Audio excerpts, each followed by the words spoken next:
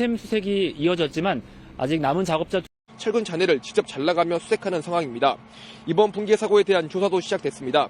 광주지방고용노동청은 공사 관계자를 대상으로 중대재해처벌법 위반 여부를 조사하고 있습니다. 소방당국은 일단 대형 크레인 2대를 동원해 무너져 내린 구조물을 고정해놨습니다. 구조대는 콘크리트와 연결된 철근을 하나씩 잘라내며 수색을 이어가고 있습니다. 어제 붕괴 사고는 콘크리트를 타설하던 도중 발생했는데요. 이 콘크리트가 시간이 지나면서 점점 굳는 것도 문제입니다. 이 때문에 현장에서는 콘크리트가 최대한 굳지 않도록 하기 위해 물을 뿌리는 작업도 병행했습니다. 어젯밤부터 광주에 올겨울 들어 첫 한파주의보가 내려지며 기온이 뚝 떨어진 것도 구조 작업에 어려움을 더하고 있습니다. 구조와 별개로 수사도 시작됐습니다. 광주지방고용노동청은 중대재해처벌법 위반 여부 등을 확인하고 있고 광주경찰청도 전담 수사팀을 구성했습니다. 지금까지 광주 대표도서관 붕괴 사고 현장에서 KBS 뉴스 양창입니다. 서울교통공사 노사가 파업을 앞두고 임담 협상을 극적으로 타결해 지하철 교통 대란을 피했습니다. 공사와 민주노총 소속 서울교통공사 1노조는 오늘 오전 6시쯤 임담 합의서를 체결했습니다. 노사는 820명의 신규 채용을 하고 임금 인상은 공공기관 지침인 3%대를 회복하기로 했습니다. 제2노조도 오전 6시 35분쯤 타결했고 3노조와도 임담협 타결 수순을 밟고 있습니다. 통일교 윤영호 전 본부장이 특검 조사에서 언급한 여야 정치인은 모두 5명입니다. 하지만 수사 과정에서 이 밖에도 여야 정치인 여럿이 등장을 했는데 명절 선물 리스트가 있는가 하면 또 정치인을 만나기 전에 선물을 준비했다는 메시지도 있었습니다. 정상빈 기자입니다. 지난 8월 윤영호 씨가 진술해 수사 보고서에 담긴 여야 정치인은 5명입니다. 전재수 전 해수부 장관에게 현금 4천만 원과 명품 시계 2점을, 임종성 전 더불어민주당 의원과 김규환 전 미래통합당 의원에겐 통일교 측이 3천에서 4천만 원을 건넸다는 내용입니다. 정동영 통일부 장관과 나경원 국민의힘 의원도 언급됐지만 금품 전달은 아니었던 걸로 전해집니다. 공개 입장을 밝힌 전 장관과 정 장관은 물론 전현직 의원 3명도 KBS와의 통화에서 금품 수수 의혹은 모두 허위 사실이라며 강하게 부인했습니다. 이 가운데 윤 씨가 청탁 내용까지 진술한 건 전재수 전 해수부 장관, 통일교 수건 사업인 한일 해저터널 건설건이었습니다. 해저터널을 해버리면 경유지가 돼버려서 부산이 손해를 보게 돼 있는 겁니다. 윤 씨는 앞서 권성동 국민의힘 의원에겐 캄보디아 ODA 청탁과 함께 현금 1억 원을 전달했다고 진술했고 권 의원은 구속돼 재판을 받고 있습니다. 통일교 측의 이런 전방위 로비는 특히 2022년 대선을 앞두고 집중됐습니다. 특검이 확보한 통일교의 2022년 1월 명절 선물 리스트를 보면 당시 문재인 정부 고위 관계자의 이름이 나타납니다. 윤 씨는 이들에게 30에서 40만 원대의 정유 세트를 전달했다고 주장했습니다.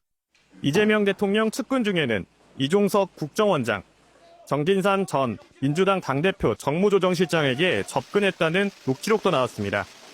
한편 친윤으로 분류된 윤한홍 국민의힘 의원을 만날 때는 작은 선물을 준비했다는 메시지가 오갔는데 윤 씨는 특검에서 천수삼 인삼차라고 진술했습니다.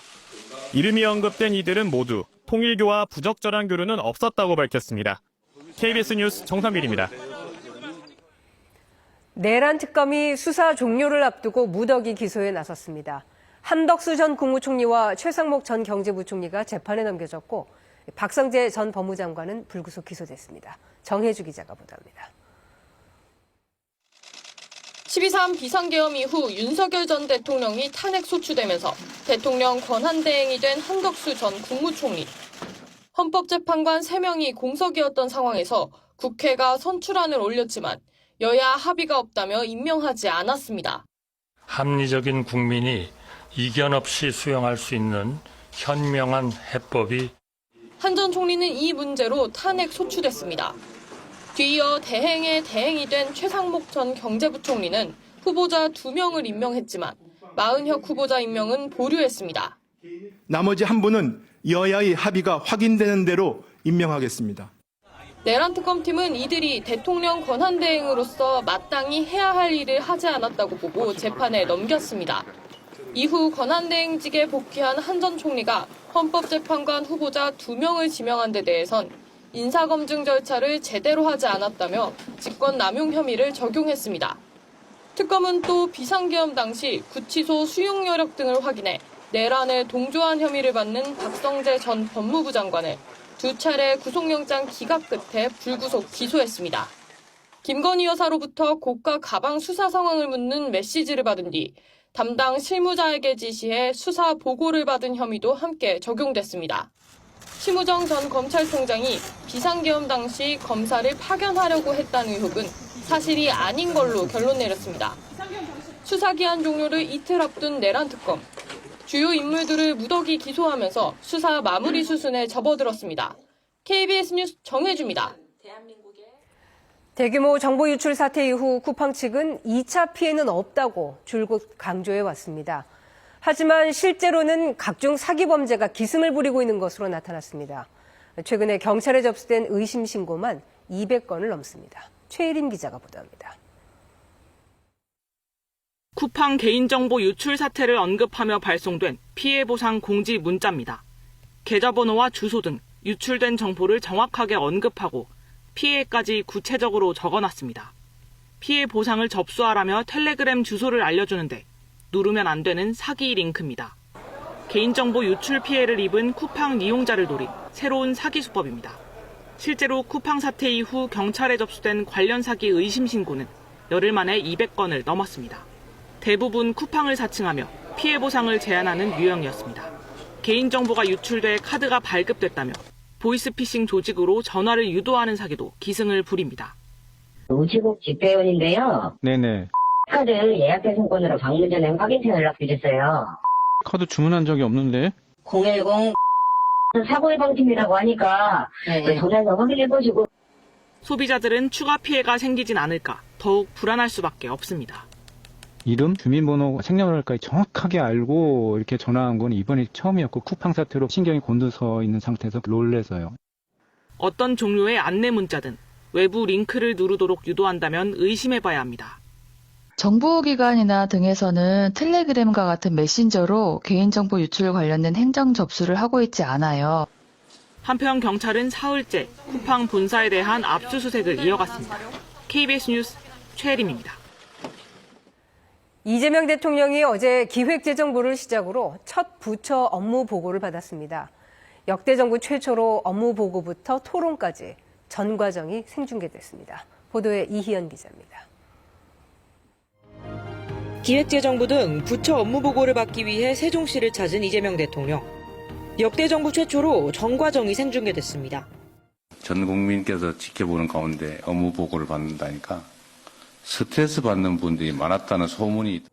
먼저 이 대통령은 쿠팡의 대규모 개인정보 유출 사태 등 현안을 점검하며 속도감 있는 대응을 주문했습니다.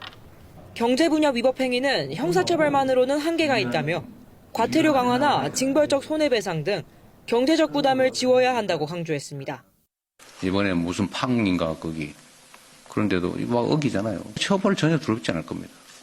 국세청에는 체납세금 징수를 강화하라며 필요하다면 인력을 보강하라고 했습니다.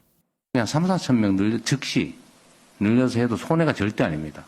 추가로 거치는 세금이 인건비를 커버하고도 남더라. 이 대통령은 또 경제 성장률 회복을 위해 내후년까지 확장 재정 기조를 이어가겠다고 밝혔습니다. 업무보고 생중계는 국정 운영을 투명하게 보여줘야 한다는 대통령의 철학이 반영된 동시에 공직사회 긴장감을 높이기 위한 조치로 해석됩니다. 다만 이 대통령은 공무원 다수는 일을 잘한다며 격려했고 공정한 인사를 약속했습니다. 만약 그런 게 있으면 익명으로 저한테 텔레그램이라도 보내주십시오. 제가 곧바로 시정하도록 할게요. 이 대통령은 오늘도 세종시에서 과기부와 국토부, 교육부 등의 업무 보고를 받습니다. KBS 뉴스 이희연입니다. 우크라이나가 유럽과 함께 수정한 새 종전안이 미국에 전달됐습니다. 핵심 쟁점인 우크라이나 영토 문제를 놓고 미국은 자유경제구역으로 둘 것을 제안했지만 우크라이나는 국민 투표로 결정하겠다며 선을 그었습니다. 안다영 특파원이 보도합니다. 종전안 세부 내용을 놓고 유럽 동맹국들과 머리를 맞대온 우크라이나가 새 종전안을 미국에 전달했습니다. 여기엔 미국이 나토식 집단 방위를 통해 우크라이나의 안전을 보장해달라는 내용이 담긴 것으로 알려졌습니다. 미국 일간지 워싱턴 포스트는 한국식 완충지대 설정 방안도 검토되고 있다고 보도했습니다. 이와 관련해 젤렌스키 대통령은 미국이 우크라이나가 철군한 동부 지역을 자유경제구역으로 두자고 제안했다고 밝혔습니다. 하지만 러시아는 비무장지대를 선호한다고 덧붙였습니다. 또 미국 대표단은 우크라이나군이 도네츠크주에서 철수하고 러시아군은 그 지역에 진입하지 않는 절충안을 제시했다고 전했습니다. 젤렌스키 대통령은 러시아는 돈바스 전체를 원하지만 이는 받아들일 수 없다며 영토 문제는 선거로든 국민투표로든 우크라이나 국민이 결정해야 한다고 강조했습니다. 아울러 전후 재건 계획의 주요 쟁점에서는 미국과 원칙적 합의에 이르렀다고 밝혔습니다. ГНАТов. Принципи економічного документу цілком зрозумілі. З американської сторони у нас все чітко в цьому. Хочу подякувати. 앞서 트럼프 대통령은 영국과 독일, 프랑스 정상들과 통화해서 우크라이나 종전 문제를 매우 강한 어조로 논의했다고 밝혔습니다. 이번 주말 유럽에서 열리는 우크라이나 관련 회담에 평화협정 체결에 실질적인 가능성이 있다면 미국 측 대표를 보내겠다고 됐습니다. And we'll see what happens. I mean, we're waiting to hear answers before we progress. 이런 가운데 러시아는 격전지 중 하나인 우크라이나 동부 소도시 시베르스크를 점령했다며 연일 공세를 강화하고 있습니다. 파리에서 KBS 뉴스 안다영입니다. 베네수엘라의 마약 운반선을 격침해오던 미군이 이번에는 대형 유조선을 납포했습니다. 사실상 마두로 정권의 축출을 노린 것으로 보이는데 연일 군사적 압박 수위를 높이고 있습니다. 서재희 기자입니다. 베네수엘라 앞바다. 카리브해 해상 대형 유조선에 미군 헬기가 접근합니다. 무장대원들이 밧줄을 타고 갑판에 내립니다. 총을 겨눈 채 침투한 대원들은 이내 유조선을 장악합니다. We've just seized a tanker on the coast of Venezuela, a large tanker, very large. 납포된 유조선은 과거 베네수엘라 원유 밀수에 이용돼 미국의 제재 대상에 올라 있는 선박입니다. 미국이 내세운 납포 명목은 원유 불법 운송이지만 실제 목표는 마두로 정권 축출로 해석됩니다. 미국으로 들어오는 마약 운반선 격침에 이어 원유 수출 차단으로 압박 수위를 높인 겁니다. To take Maduro out of office. I don't want to say that, But you want to see him out? his days are numbered. 선적된 원유는 200만 배럴로 추정되는데 트럼프 대통령은 이 원유를 미국이 가질 것이라고 밝혔습니다. 나포 직후 유조선은 카리브 섬들을 우회해 미국을 향하는 중입니다. 베네수엘라는 자원 강탈이라며 반발하고 있습니다. La República Bolivariana de Venezuela denuncia y repudia enérgicamente lo que constituye un robo descarado y un acto de piratería internacional. 미국은 앞으로 몇 주간 베네수엘라산 원유를 운송하는 선박을 추가로 납포할 계획임을 밝히는 한편 마두로 대통령의 아내 등 가족과 석유 수출을 도운 파나마 기업인 등을 제재 명단에 올렸습니다. KBS 뉴스 서재입니다. 스테이블 코인 테라 발행과 관련한 사기 등의 혐의로 미국에서 형사재판을 받고 있는 권도형 테라폼 랩스 설립자에게 법원이 징역 15년형을 선고했습니다. 미국 뉴욕 남부연방법원 폴 앵겔마이어 판사는 현지 시간 11일 열린 선고 공판에서 권 씨의 형량을 이처럼 결정했습니다. 검찰은 이와 별개로 플리바겐 합의에 따라서 권 씨를 상대로 1,900만 달러와 그 외 다른 일부 재산을 환수하기로 했습니다. 권 씨가 만든 테라폼 랩스는 스테이블 코인 테라를 발행하면서 미화 1달러에 연동하도록 설계했다고 주장했지만 이 시스템이 깨지면서 약 400억 달러 규모의 투자자 피해를 유발한 바 있습니다. 이번엔 KB증권 연결해서 오늘의 주식시장 알아보겠습니다. KB증권입니다. 상승 출발한 코스피 시장은 오름폭을 늘리며 4거래일 만에 반등하고 있습니다. 코스닥 시장은 강보합권에서 움직이고 있습니다. 이 시각 현재 코스피는 41.1포인트 상승한 4,151.72에 코스닥은 1.96포인트 오른 936.6에 거래되고 있습니다. 간밤 미국 증시는 금리 인하 훈풍에 다우와 S&P 500 지수는 사상 최고치를 기록했고 오라클 충격에 따른 기술주 약세로 나스닥 지수만 하락했습니다. 코스피 시장에서 기관은 순매수를, 개인과 외국인은 팔고 있습니다. SK 하이닉스 상승 속에 한화 에어로스페이스를 비롯한 방산주, 건설과 전력기기주 흐름 좋습니다. 신세계와 세아 베스틸 지주 강세인 반면 삼성화재와 이수페타시스, 한울바이오파마 약세입니다. 코스닥 시장에서는 오늘 상장한 쿼드 메디슨 급등을, 하림 지주도 상승하고 있습니다. 이 시각 현재 달러화에 대한 원화 환율은 1,471원에 거래되고 있습니다. 지금까지 KB증권이었습니다.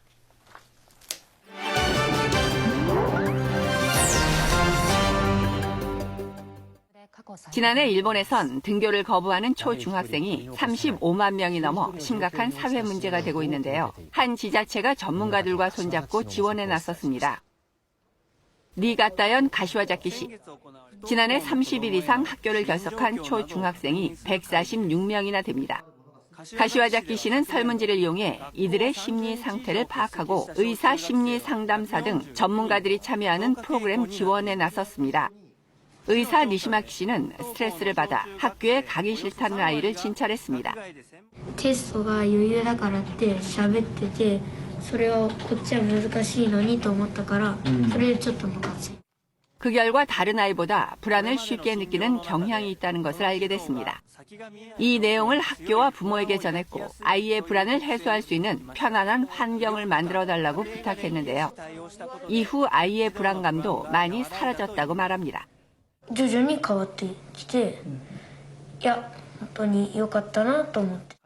전문가들은 학생이 등교를 거부하는 이유가 다양한 만큼 이를 세심하게 파악한 뒤 안심하고 지낼 수 있는 환경을 만들어줘야 한다고 조언합니다.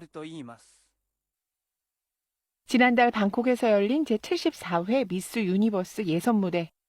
오렌지색 드레스를 입은 미스 자메이카 가브리엘 헨리 씨가 무대에 올랐습니다. 그리고 멋지게 런어웨이를 걷던 중 갑자기 발을 헛디뎌 무대에서 추락했습니다.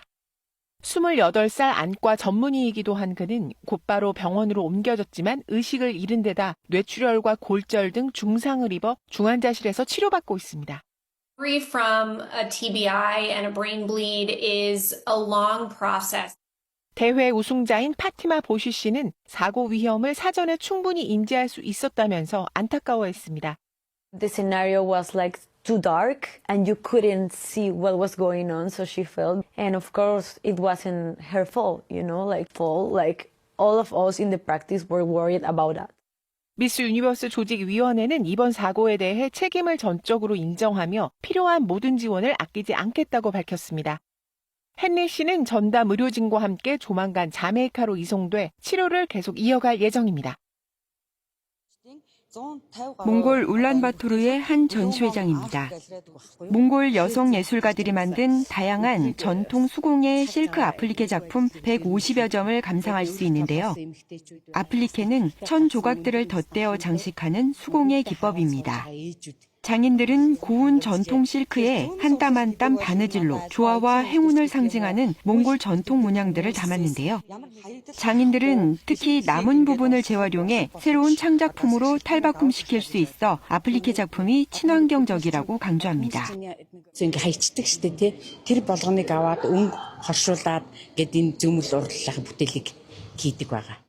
여러 작품 가운데 높이 6m, 너비 3.5m의 이 거대한 실크 아플리케 작품이 단연 눈길을 끄는데요. 몽골 여성 예술가 수십 명이 합심해 완성한 것으로 세계에서 가장 큰 실크 아플리케 공예로 기네스 기록 등재를 앞두고 있습니다.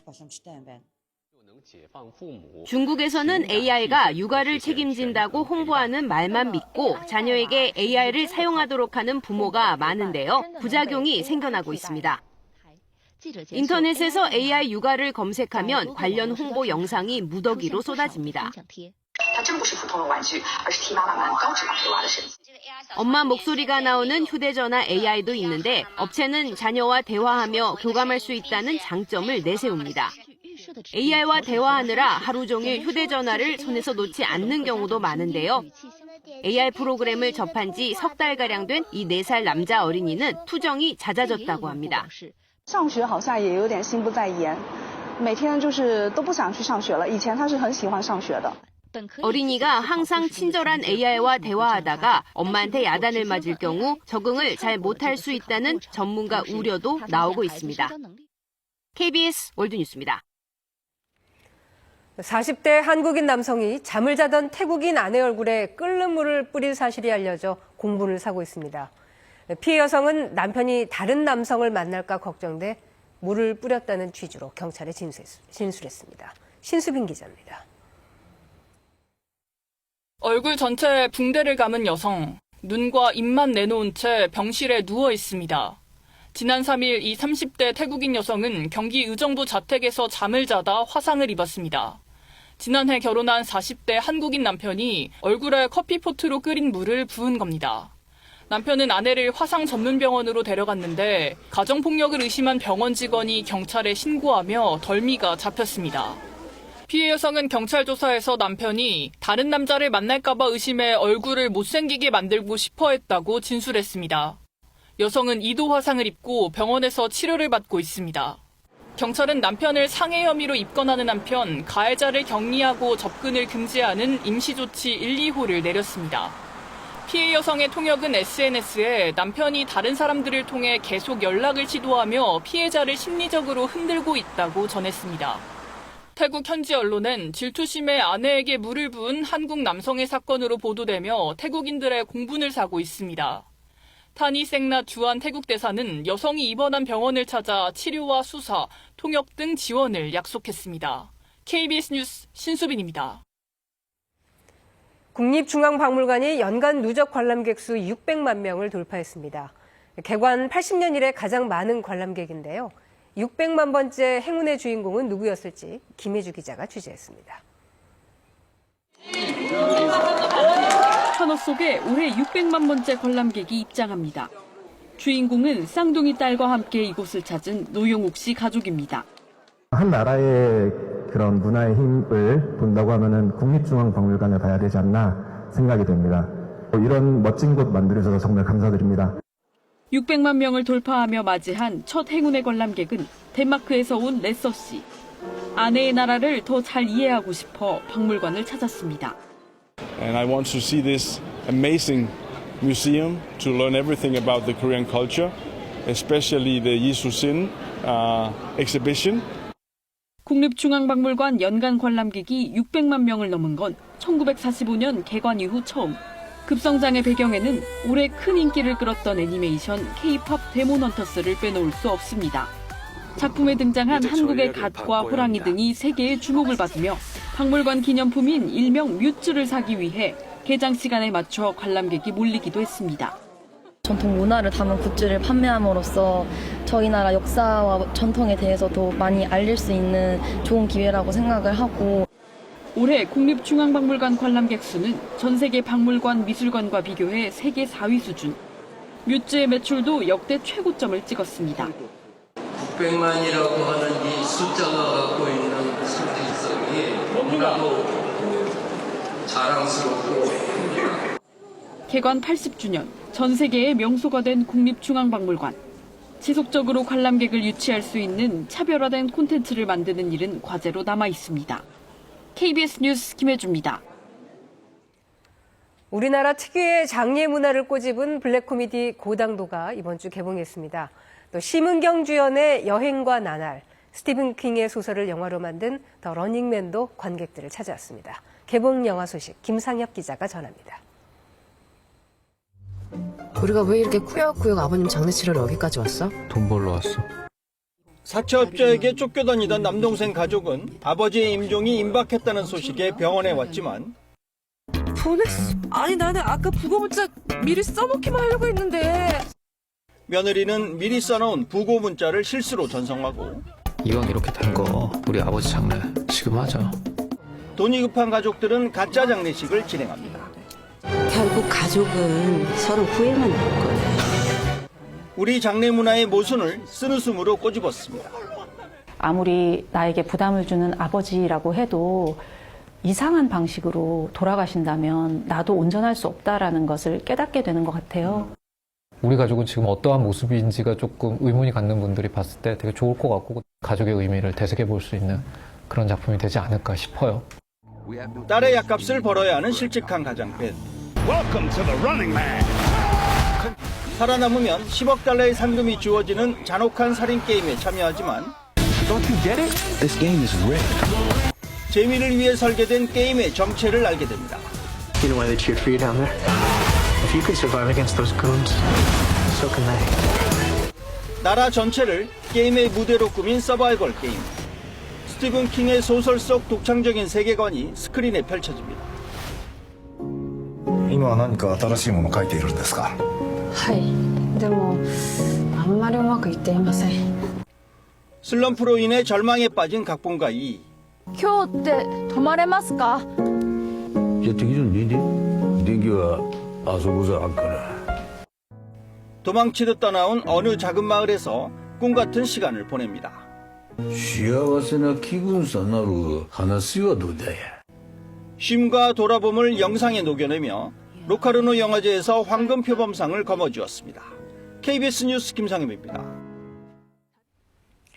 날씨가 다시 추워졌습니다. 오늘 아침 서울이 영하 3.6도 등 경기도와 충남, 전라도 일부 지역은 하루 새 기온이 10도 이상 떨어져 한파주의보도 내려졌습니다. 주말까지는 기온이 평년과 비슷한 초겨울 추위가 이어지겠습니다. 내일은 전국 대부분 지역에 눈 소식이 있습니다. 내일 하루 동안 강원 내륙산지와 제주 산지에는 최대 10cm의 많은 눈이 내리겠고 경기도와 충북의 3에서 8, 서울과 인천, 경북 북부 내륙 산지에도 1에서 5cm의 눈이 내려 대설특보가 내려지는 곳이 있겠습니다.